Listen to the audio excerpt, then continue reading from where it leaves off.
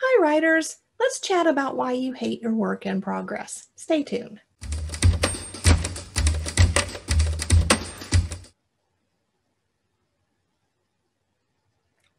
Everyone, welcome back to Author Chat today. Today's chat's going to be a little different as it's just me, and we're going to be talking about what to do when you hate your work in progress. As writers, we typically go through a time in which we just, what we're writing is not clicking with us for whatever reason. And the first thing to remember when you are going through this is that you're not alone. At one point in time or another, all us writers think that we're putting out crap. And that's just, part of it. And how you get through that is what makes the writer, not whether or not you can put out perfect words every single time, because that's never going to happen. So just know you're not alone. That's the first one. The second thing to remember when you are hating your work in progress is that you need to take a short break. Take a step back from your work, get some rest from it, a creative timeout perhaps, and try to get distance because you're just too close to your work to look at it objectively. And that happens to most of us. We are getting in there and writing and rewriting, and in some instances we just keep going. We keep reading and agonizing over the same passages over and over again until you completely lose any objectivity that you could possibly have. So you need to get distance from your work and even disconnect emotionally from that book baby in order to then see it in a more objective light again at some point. So take a step back, and while you're doing that, let's look at tip 3. Now, tip 3 is to study the craft. While you're taking your time off from stepping away from your work, do some craft work, read some books, watch some YouTube videos, and take some time to study, the craft, review craft elements of structure, plot, character, dialogue. This can jog your brain to see maybe where yours work isn't working for you in your head. Because a lot of times we are sick of our own work in progress because what is in our heads is not matching what is coming down? No, coming out on paper. And you want everything to be perfect and beautiful and create the worlds as they are in your head. And sometimes it doesn't look that way. Expectations are not meeting reality. And when that happens, it's, find a way to improve on your craft. No matter how long you've been writing, no matter how much you have studied, we could all take the time to go back and get a refresher, maybe pick up something new, or just, reinforce your habits that you may have forgotten about over time. And, for those of you who are balking at studying structure and worried that it's going to make your work cookie cutter, you don't have to worry about that. Every writer is so different. We can all take structure. What structure does is it gives you a framework with which to work on. Like, not far from here, we have a whole bunch of new houses being built. And each of the new houses all look different on the outside once they're done.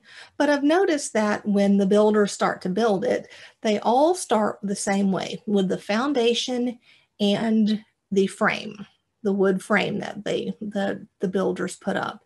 And that framework then gives them the ability to make then each of the houses at the end all look different depending on the types of finishes and colors and things used to make that. And your writing is the same way. You can take a structure and make sure that your book is hitting these things so that you can look at the pacing and make sure that things are happening about when they need to in the book in order to move your story forward and get that beautiful story there in the end. So I would encourage you guys not to balk at structure. So take a look at it and then go back to your writing with fresh eyes and see if you can pinpoint kind of what's missing out of that. Where is the disconnect between what's in your head and what you've put on paper for your reader? And number 4, if you cannot figure it out, then get some outside help. There's nothing wrong with it, but not too much. We're going to caveat that.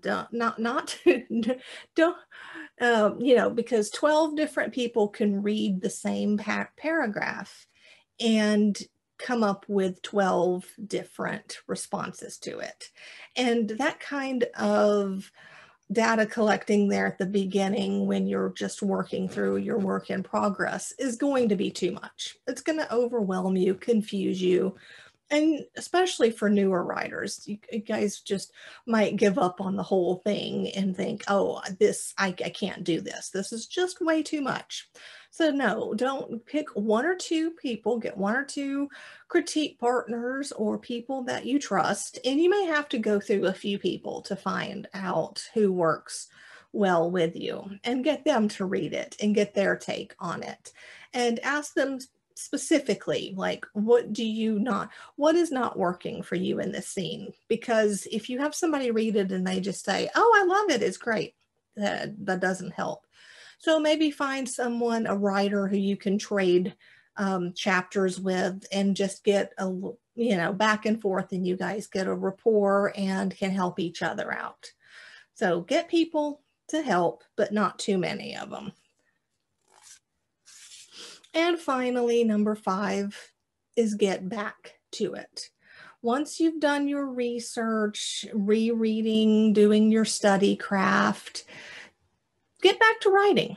Whether or not you have fixed in your mind what is wrong with the certain paragraph or the chapter or several chapters, get back to writing. Keep going and finish the story, because there is something very cathartic about writing the end at the end of your story. Now, because, especially when you have struggled to get through a story, and maybe you've never finished a story before, it is a great accomplishment to get this finished.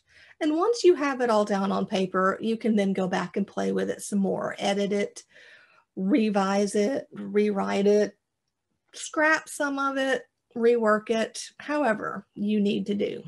But getting through to the end will make you feel just so much better. And then, we can go back and fix whatever else is in there. And at that point, you can get, maybe some, paid developmental editing help, or get some additional help, more critique partners and so forth to help you pinpoint if things still aren't quite there yet. But usually I think in the writing it through to the end, something else will come to you during that process. And then you'll be like, oh, that is how I fix my prior scene. So that has been my tips for what to do when you hate your work in progress. I thank you guys for spending the time with me today, and I look forward to talking to a new author next week. And thank you guys, and have a great day. See you.